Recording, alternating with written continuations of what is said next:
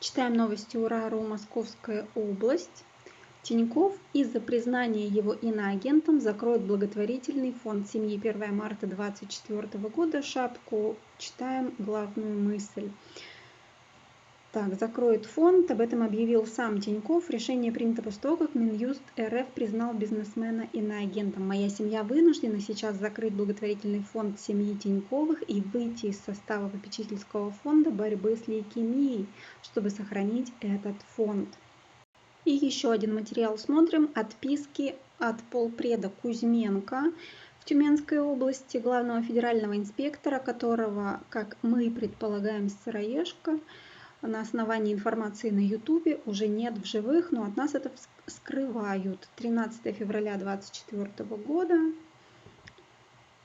Вы все помните, как Лапчинская ходила Кузьменко на личный прием, просила пьяного уполномоченного Харламова там направить и Голиковой, и Мурашко, и Путину, и, в общем, каким-то депутатам уже облдумы и городской думы.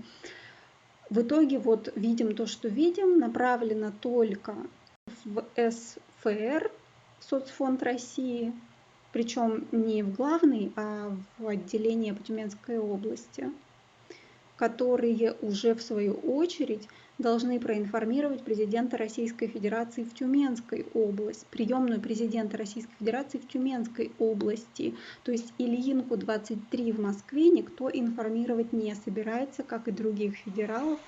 Кузьменко нет доступа к межведомственному электронному документообороту. И вторая отписка в этом же письме была 8 февраля 2024 года.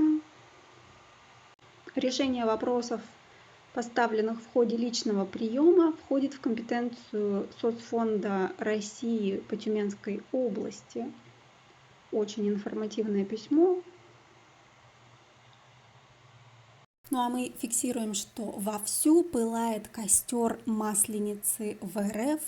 Лица, заместившие государственные должности, имеющие фонды и прочие юрлица, обязаны признаться, что они не имеют трудового стажа, от слова «вовсе» отсюда нет и права получать государственную пенсию.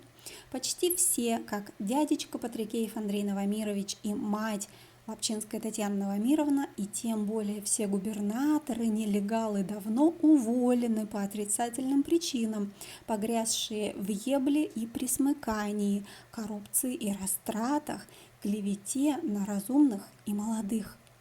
У доцента Лапчинской Татьяны Новомировны нет шанса получать государственную пенсию.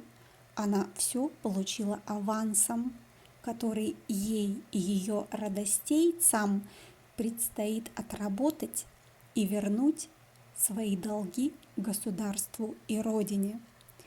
Все они в свои 60+ не просто банкроты без средств к существованию в наступившей старости, а должники реальные.